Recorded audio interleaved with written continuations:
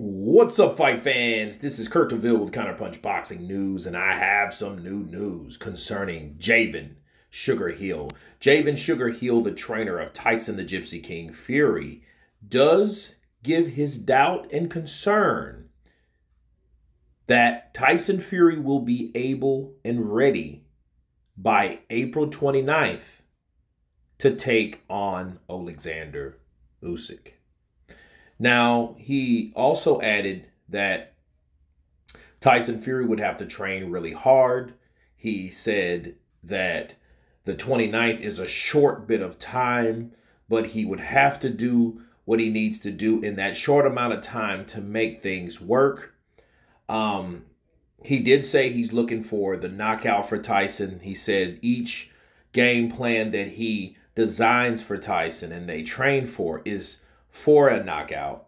And he says that he wishes the best for Tyson Fury, but he didn't verify if Tyson Fury was going to take the fight or not. So let me counterpunch, okay? Based on what we know about Javan Sugarhill, the question you ask yourself is, why in Hades is he here now? Why was he expedited from the USA in that short amount of time when there was not a fight to be in play or to be in question? I find that real strange because if anybody should know, the trainer should know what he's up against, who is he training for, and how much time does he have. That just makes simple sense, people. I mean, it doesn't take a rocket scientist. So it's a lot of things that aren't said, or I think there's a lot of things that people still don't know.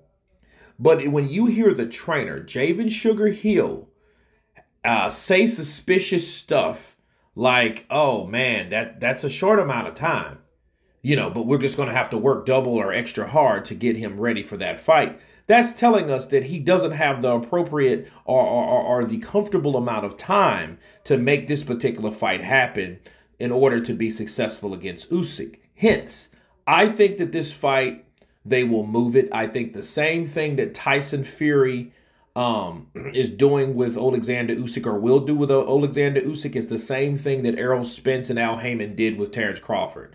They wanted him to take the smaller amount of money, which was about 35% of the pie. That sounds familiar, right?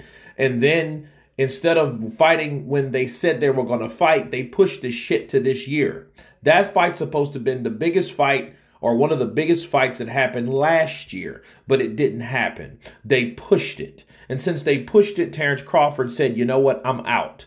So if Terrence Crawford said that same thing, I see Alexander Usyk, like they promised, doing the same thing as well. They won't wait around for Tyson Fury to give him enough time, because guess what? He should have been fucking training. He should have been conditioning himself. He should have been doing more than sitting around drinking beer and going to out of town and doing all this other shit, wasting time and talking smack, when he could have been preparing himself. He could have brought Javan over a lot sooner, a couple weeks before. That's in case something does happen that they claim they want, like Alexander Usyk's side taking the 30%.